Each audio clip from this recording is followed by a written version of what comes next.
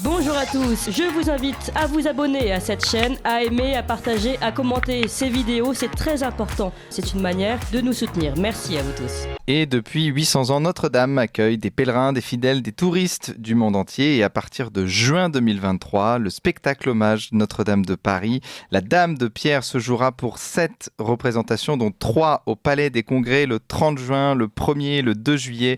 Donc la billetterie est déjà ouverte, donc on vous invite évidemment à prendre vos places sur ladamedepierre.fr.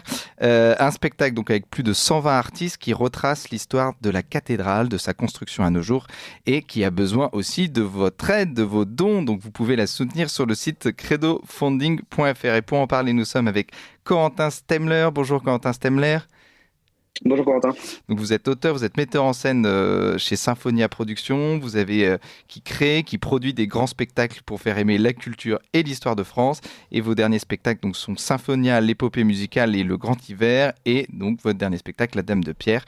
On le rappelle. Et nous sommes avec Blanche Fèvre. Bonjour. Bonjour Blanche, vous êtes donc comédienne et vous jouez le rôle d'Esmeralda dans La Dame de Pierre. Donc on va commencer par Corentin. Corentin, vous avez 25 ans. Vous avez 25 ans et vous êtes déjà vous managez 120 artistes pour mettre en scène donc ce spectacle La Dame de Pierre. Alors comment vous en êtes arrivé là à seulement 25 ans à manager une équipe de 120 artistes pour faire un spectacle de cette envergure?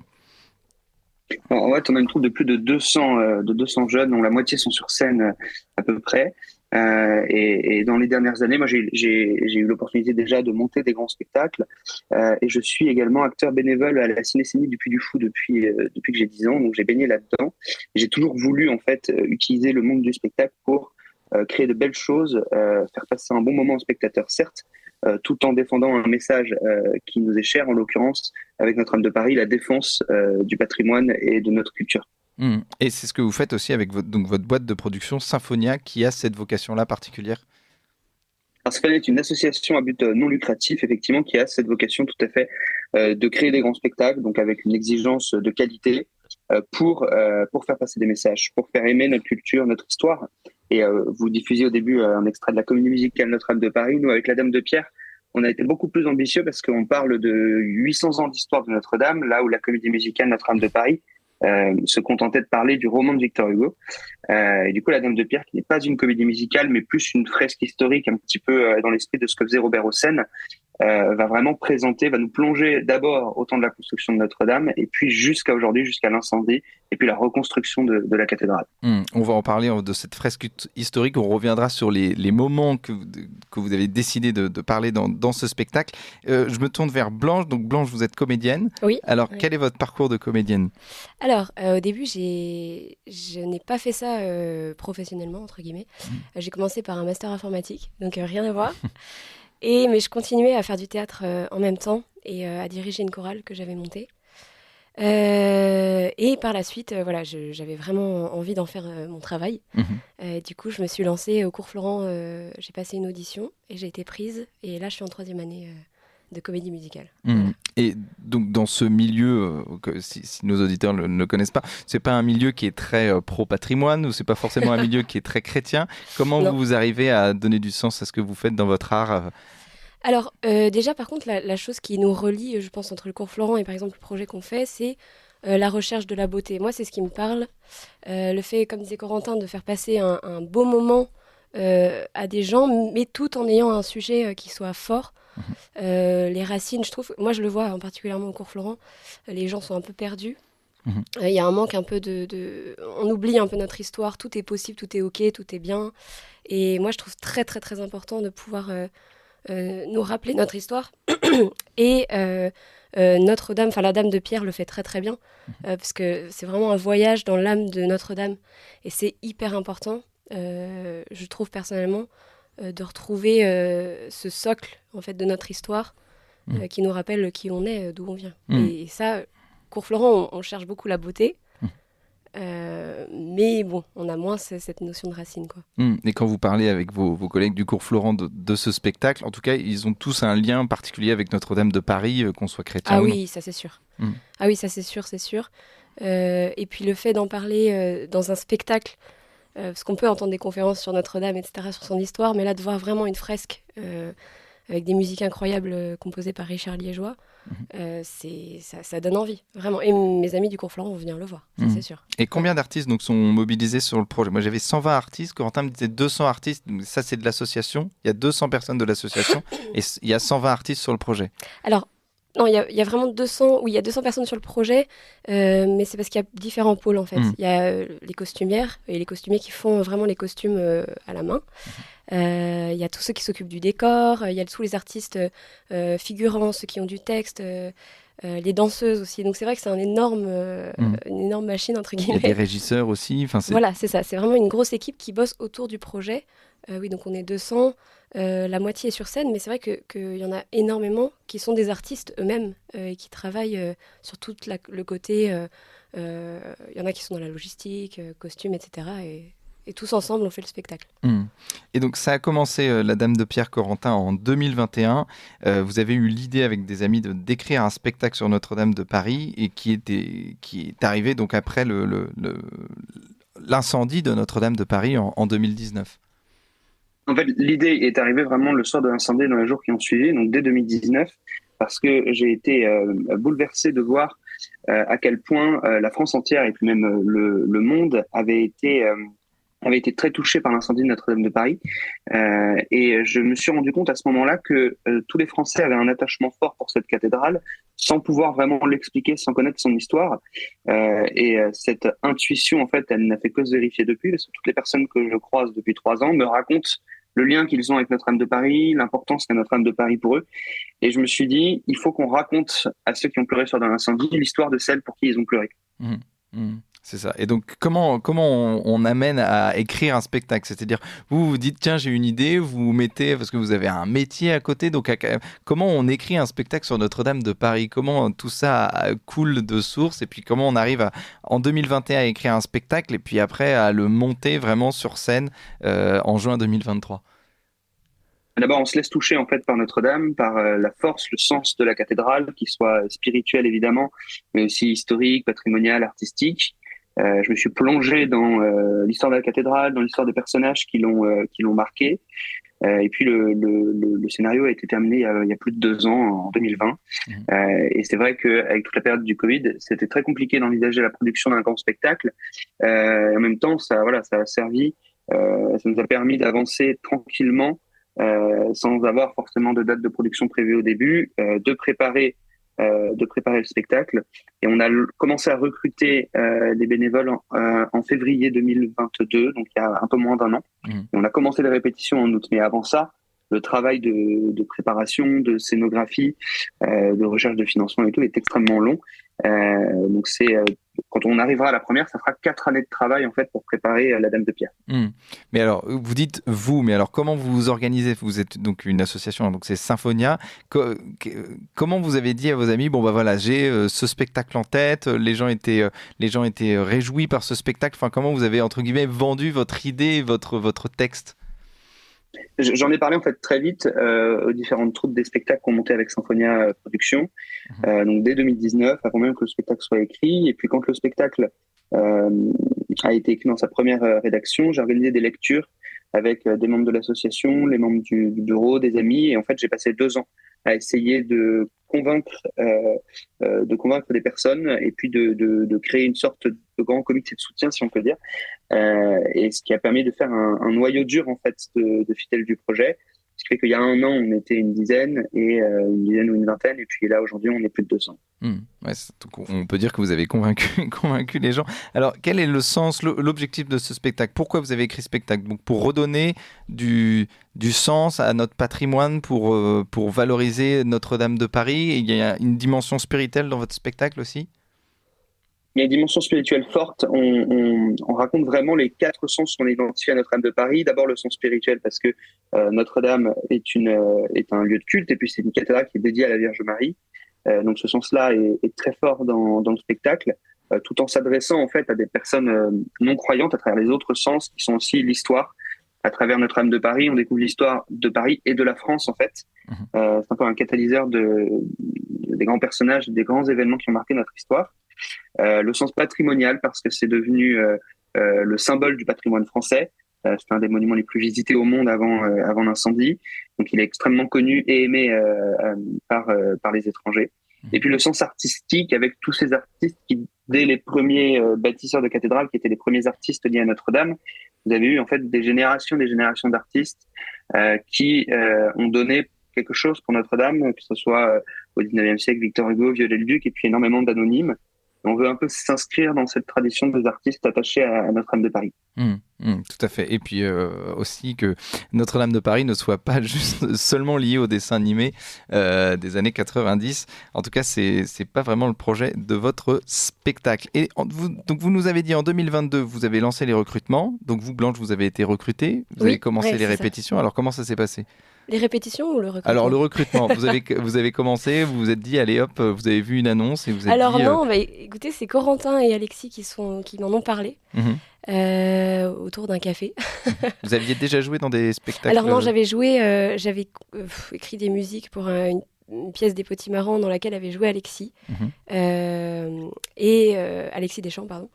Et donc il m'en avait parlé et moi j'ai tout de suite été vraiment emporté par son projet. Alors déjà, quand Corentin en parle, il est tellement animé, on sent que le projet est à l'image en fait de la passion qu'il a pour Notre-Dame. Je ne sais pas comment expliquer ça, mais donc bien sûr, j'ai été emballée tout de suite, autant pour Esmeralda que même pour aider sur le projet en règle générale, en fait. C'est devenu vraiment, et je pense que c'est le cas pour tous ceux qui s'engagent sur ce projet, c'est devenu... on n'est pas juste là pour faire quelque chose pendant 10 minutes sur scène ou, je sais pas, 1 heure ou 2 heures, enfin voilà. On s'engage dans le projet à fond, tous ensemble, et on a l'impression que c'est notre projet à tous. Et c'est ce qu'on va présenter et on a hâte, vraiment. Oui, vous n'êtes pas seulement un acteur mercenaire qui arrive 15 minutes sur scène, exactement. Qui fait son cachet et qui repart. Donc c'est vraiment un projet commun. C'est comme une famille, en fait, autour de Notre-Dame, et on est vraiment reliés par ça. Et donc voilà, le recrutement, ça s'est fait comme ça. Et les répétitions, on a plusieurs répétitions en fait dans l'année tous ensemble, ce qui est un gros morceau parce qu'on est très nombreux. Et après, tout le monde travaille en fait de son côté, les danseuses se voient, les costumières et les costumiers font des costumes, travaillent vraiment énormément. Et idem pour tous ceux qui font les décors, etc. C'est un travail gigantesque, vraiment. Tous ceux qui sont à la com, tous ceux qui sont... c'est... Et les répétitions, donc c'était pendant le mois d'août, c'est ça, pendant 1 mois, 3 semaines ? Alors il y avait 1 semaine d'abord de répétition, une première semaine. On a commencé à faire de la mise en scène, des répétitions, etc., des danses. Mais alors, Corentin, vous êtes metteur en scène, donc vous coordonnez tout, ou alors vous déléguez un petit peu à les danses, il y a d'autres metteurs en scène, ou alors c'est vous qui coordonnez aussi la partie artistique et logistique ? Alors, je suis pas tout seul, évidemment. Moi, je suis metteur en scène, donc j'apporte la vision globale. Mais il y a des responsables extrêmement compétents dans tout leur domaine. On a une chorégraphe qui s'appelle Hermine Maury, qui est extrêmement talentueuse. On a un chef d'orchestre pour l'orchestre qui enregistre les musiques du spectacle. Une directrice artistique pour les costumes. Enfin voilà, dans chaque domaine, en fait, il y a des responsables qui sont compétents, expérimentés.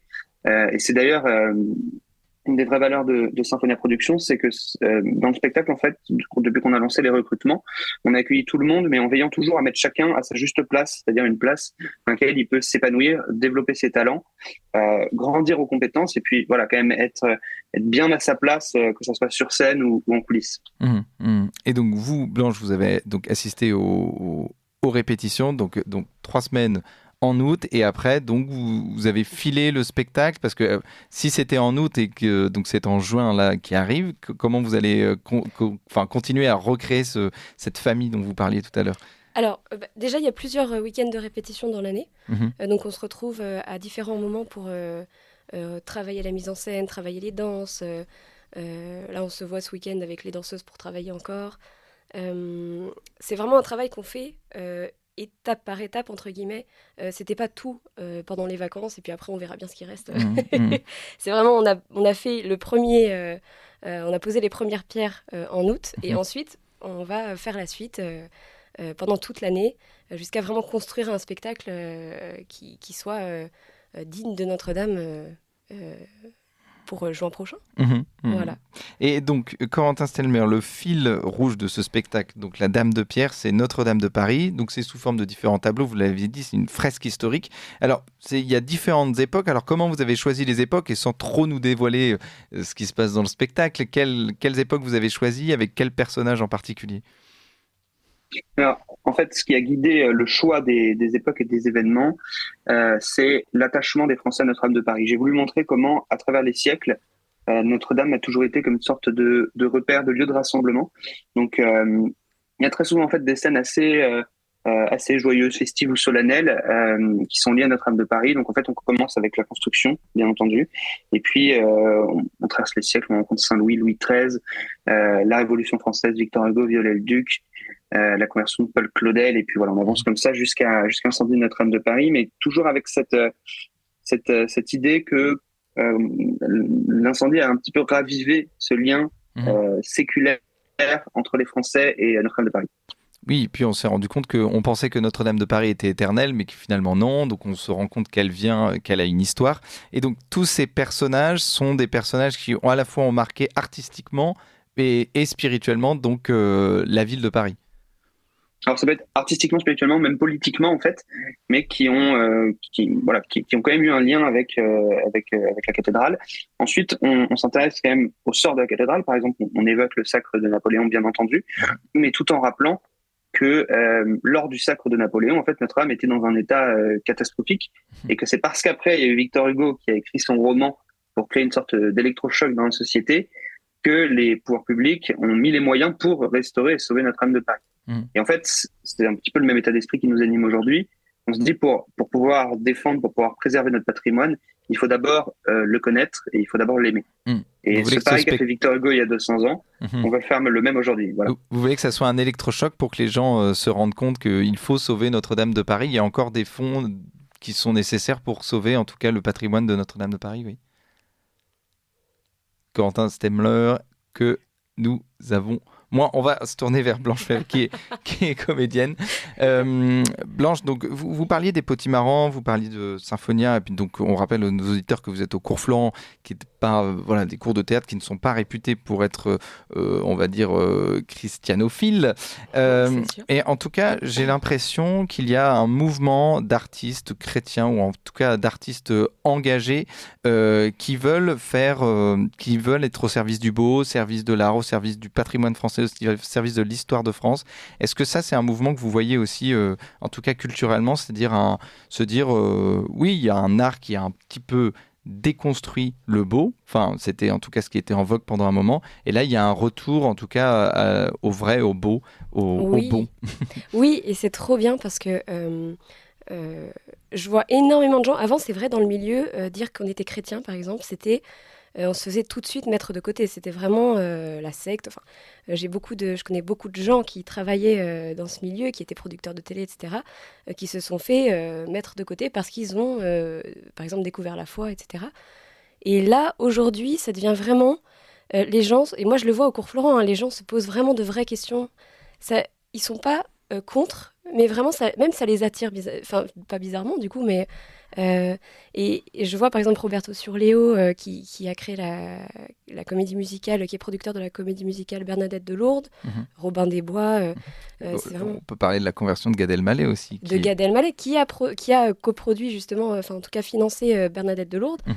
Et aujourd'hui, on peut parler de notre foi.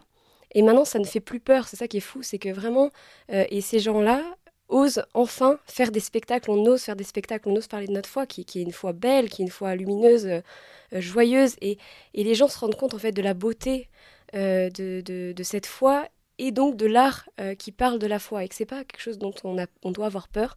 Au contraire, on doit en être fier. Moi, je parle de ma foi tout le temps au cours Florent. Les gens savent que j'ai la foi. Et au contraire, ils viennent vers moi pour me poser des questions. Et le spectacle Notre-Dame, la Dame de Pierre, justement, ils ont envie de venir voir l'âme de Notre-Dame vivre à travers ce spectacle parce que ça les questionne, en fait. C'est quelque chose de beau. Et maintenant qu'il n'y a plus une espèce de censure, ils se disent « Ah, mais finalement, en fait... c'est pas si mal, hein. Et le beau, ça les attire, et tant mieux. Et Corentin Stemler, avant que vous partiez, enfin, avant qu'il y ait ce petit bug de votre Zoom, nous parlions donc de cette volonté de ces jeunes chrétiens, puis même d'une manière générale, de jeunes qui ont besoin de mettre du sens dans ce qu'ils font, dans l'art qu'ils font. On parlait des Potimarrants, on parle donc évidemment de Symphonia. Comment vous expliquez qu'il y ait des centaines d'artistes, enfin des centaines de bénévoles artistes qui viennent pour faire ce spectacle Notre-Dame de Paris? Vous parliez de la Cinécénie aussi, où il y a aussi des centaines de bénévoles qui sont au Puy du Fou. Comment vous expliquez qu'il y ait ce retour, en tout cas artistiquement, du beau, du vrai, là où le monde de l'art était souvent, on va dire, récupéré par un art qui veut déconstruire, et là vous êtes un art qui veut reconstruire ou construire en tout cas quelque chose de beau.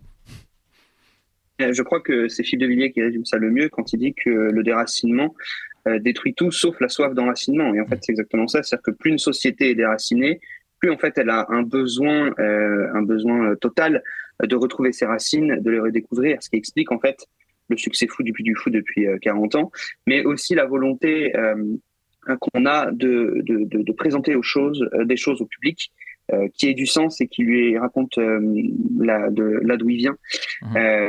Ça, c'est vraiment important. Et le monde du spectacle aujourd'hui est une industrie qui est colossale, qui peut présenter des spectacles devant des millions de spectateurs. Et puis pourquoi pas en fait utiliser ce vecteur-là pour faire passer des messages et puis d'une certaine manière en fait pour agir de manière métapolitique dans la société. Oui, et surtout, donc, ce que vous me dites, donc faire passer des messages. Mais moi, je voulais parler donc de quel est le profil. Bon, on va dire que c'est plutôt des bénévoles chrétiens. Le profil de ces jeunes, c'est-à-dire qu'ils veulent, en tout cas, ils veulent évangéliser. Qu'est-ce qu'ils veulent faire avec ce spectacle? En tout cas, les bénévoles, comment ils arrivent à se dire, oui, je vais me consacrer 4 ans dans un spectacle, La Dame de Pierre. Je pense qu'ils veulent mettre un petit peu de beau dans une société qui est de plus en plus laide. Et avec La Dame de Pierre, c'est une occasion magnifique de faire ça, de monter au Palais des Congrès de Paris, qui est une salle dans laquelle se jouent les plus grosses productions de spectacles de notre pays. Et ils ne sont pas tous chrétiens, en plus. Oui, bien sûr. Oui, ceux de la troupe ne sont pas tous chrétiens, c'est ça qui est fou. Enfin, qui est beau. Oui. En tout cas, on a envie de présenter quelque chose de beau, de faire rayonner notre foi, notre histoire. Pourquoi est-ce qu'il y en a plus aujourd'hui que maintenant? Je ne saurais pas vous répondre, mais en tout cas, c'est une chose magnifique parce que ça montre que la jeunesse peut s'engager de plein de manières différentes. Et en tout cas, ça, je peux vous le dire, toute la troupe de La Dame de Pierre s'engage vraiment. C'est pas un loisir, c'est pas un hobby. C'est un engagement qui est très, très intense, avec énormément de répétitions, pas mal de pression, parce qu'on cherche vraiment une vraie qualité dans le spectacle pour que le spectacle soit artistiquement irréprochable. Si on veut toucher les cœurs des spectateurs, il ne faut pas que le spectateur sorte de la salle en disant c'était bien, mais il y avait telle ou telle chose qui, voilà, c'est-à-dire qu'il faut que tout soit au niveau. Et c'est un vrai engagement, voilà, pour toute la troupe. Donc c'est magnifique. Oui, une sorte de famille, vous le disiez. Alors, le calendrier, ça serait donc des premières représentations donc à Paris en juin 2023. On rappelle à nos auditeurs que vous pouvez déjà acheter des billets sur donc ladamedepierre.fr. Il y a 3 dates au Palais des Congrès, le 30 juin, le 1er et le 2 juillet. Voilà, ça fait un beau cadeau de Noël. Mais donc, après, vous avez aussi une ambition de faire une tournée 2023 à 2026 en France. Tout à fait. En fait, pendant 3 ans, on va jouer le spectacle en tout dans une vingtaine de villes pour toucher près de 200 000 spectateurs. Parce qu'en fait, on s'est rendu compte ces dernières années, en montant à La Dame de Pierre, que cette cathédrale finalement intéressait tout le monde en France, qu'il y avait un attachement qui était national et pas simplement parisien.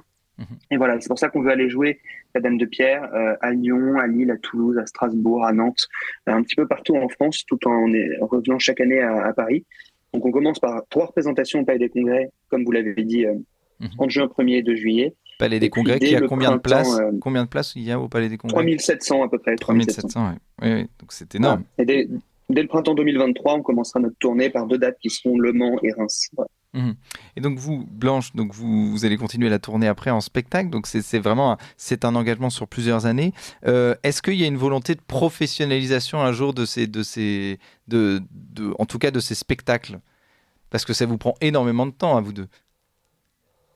Alors, il y en a beaucoup en fait dans la troupe qui sont déjà en professionnalisation, comme Blanche par exemple qui est au cours Florent. Ensuite, certains dans la troupe vont participer à la Dame de Pierre et puis vont choisir une autre voie pour leur vie. Mais participer à un spectacle comme ça permet aussi de révéler une vocation. Donc, on a déjà vu dans le passé avec les spectacles de Symphonia Production beaucoup de jeunes en fait qui se lançaient dans des vocations artistiques avec pour objectif du coup de devenir des artistes engagés au service du bien commun. Donc c'est le libre arbitre de chacun. En tout cas, la troupe est une troupe qui évolue dans le contexte d'une association à but non lucratif. Donc le but n'est pas d'en faire une troupe professionnelle, mais ça permet quand même de faire émerger des vocations artistiques. Oui, c'est ça. Et ça permet de faire émerger des talents, ou en tout cas de donner une opportunité, donc voilà, de se donner complètement artistiquement. On va parler un petit peu de votre cagnotte sur Credo Funding, parce que donc on en a parlé, donc c'est un projet ambitieux, mais c'est aussi un projet qui coûte de l'argent. Alors, combien vous coûte ce projet? Combien vous avez besoin pour Credo Funding? Et comment nos auditeurs peuvent aider la Dame de Pierre? Alors, créer un spectacle à la Dame de Pierre, ça coûte à peu près 500 000 euros. Donc, très concrètement, c'est la création des costumes, des décors, de la musique originale. Et puis ensuite, le coût, il y a en plus de ça le coût d'exploitation des représentations, donc la location de la salle. Mais les représentations sont financées par leur billetterie. Pour la création du spectacle, effectivement, on a lancé une campagne d'investissement sur Credo Funding. C'est pas une campagne de dons, c'est-à-dire que les auditeurs peuvent en fait devenir coproducteurs du spectacle et avoir un retour sur investissement sur 3 ans, récupérer leur mise avec du coup un intérêt. Ça nous permet en fait d'investir et d'être complètement autonome, d'avoir du coup tout le spectacle à disposition, plutôt que de devoir louer des costumes, on les fait nous-mêmes. C'est un gage de qualité. En plus, ça nous rend autonome du coup pour la suite. Et vous faites beaucoup de choses vous-même aussi. Vous faites la musique vous-même, vous faites les décors vous-même. Vous êtes très autonome. Ça a quand même un coût. Oui. Ça a quand même un coût très conséquent, la création des décors, le coût des matières premières, c'est énormément de coûts. Du coup, sur les 500 000 euros de la création, en fait, on a levé 260 000 euros pour l'instant. Donc, il nous reste 240 000 euros à trouver. Vous pouvez nous aider à terminer cette levée. Et n'importe qui peut donner. Sur Credo Funding. Attendez, on vous a perdu. Donc vous disiez que vous m'avez entendu? Oui, que n'importe qui peut donner. Mais alors, le coût de ces 500 000 euros, donc c'est pour les décors, c'est pour la location de la salle, mais c'est aussi, donc ce qu'on comprend, c'est un investissement pour vous, pour permettre de faire donc ce spectacle. Mais après, donc il y a une sorte de remboursement. C'est un investissement, ce n'est pas un don. Ça, c'est important pour nos auditeurs. C'est ça. Et c'est l'investissement de départ. Les représentations, après, elles se financent par la billetterie. Et c'est simplement pour la création des costumes, des décors, de la musique originale. C'est ça. Donc, vous attendiez donc 200 000 spectateurs. Blanche, vous êtes impatiente de jouer. Donc, vous jouez en juin 2023. Donc, vous allez continuer à faire en tout cas des répétitions. Vous êtes impatiente de jouer en 2023. C'est pas trop long? C'est un peu long, mais en même temps, je pense pas que ce soit trop long parce qu'on a vraiment envie de.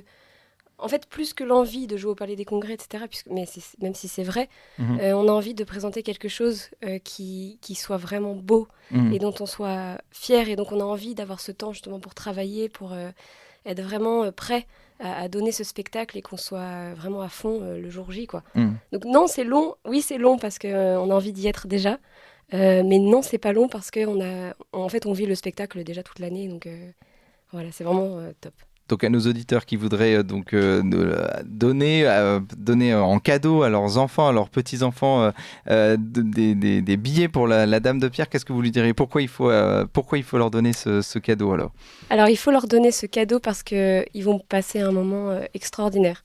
Vraiment, le texte qui est écrit est magnifique. Les chansons et les musiques sont folles. Enfin, la chanson, parce qu'il y a une chanson. Et les musiques sont incroyables. Déjà, nous, quand on voit ce qu'on est en train de préparer, on a vraiment une espèce d'effervescence et c'est vraiment un très beau moment. Et alors vraiment, c'est de leur offrir ces places. Je pense que ça permet aussi de faire le lien avec, justement avec Notre-Dame, avec cette histoire, et de se sentir en communion avec Notre-Dame. Je ne sais pas comment le dire, mais ce spectacle est vraiment une pépite. Et j'arrête pas de le dire à Corentin. Et je pense qu'on ne le dira pas assez. Donc prenez vos places. Vraiment, vraiment, vraiment, vous ne le regretterez pas. Vous allez passer un bon moment, un très beau moment. Ouais. Corentin Stemler, metteur en scène donc, de La Dame de Pierre, vous avez un dernier mot à dire à nos auditeurs pour qu'ils prennent leur place? Mais écoutez, je trouve que dans la société dans laquelle on vit, on voit beaucoup de spectacles, de films, etc., qu'on déplore, parce que c'est des choses qui sont pas porteuses. Avec La Dame de Pierre, on a vraiment voulu un spectacle qui soit de qualité, c'est-à-dire qui fasse passer un beau moment au spectateur. C'est un spectacle impressionnant avec une très grande scénographie, beaucoup de monde sur scène, énormément de costumes. Mais en plus de ça, un spectacle qui a vraiment du fond, du sens. Donc, c'est un magnifique cadeau de Noël, je pense. Un très beau cadeau de Noël. Donc, merci beaucoup, Corentin Stemler. On rappelle donc que vous êtes l'auteur, le metteur en scène donc, de ce spectacle, La Dame de Pierre, donc le spectacle hommage à Notre-Dame de Paris, et Blanche Fèvre. Donc, vous êtes comédienne et puis vous verrez Blanche parce qu'elle joue Esmeralda dans La Dame de Pierre. Donc, si vous voulez voir Blanche à un spectacle, il faut déjà y aller. Donc, on rappelle au moins les 3 dates, le 30 juin, le 1er et le 2 juillet. Voilà, la billetterie est ouverte. Puis, il y aura 7 représentations, puis une tournée. Et puis on rappelle donc Credo Funding qui est un prêt. Donc ce n'est pas un don, vous prêtez pour que ce spectacle puisse se jouer. Merci Corentin et merci Blanche. Merci. Vous appréciez cette émission? Alors aidez Radio Courtoisie à en produire d'autres en indépendance totale. Rendez-vous sur soutenir.radiocourtoisie.fr. Merci d'avance.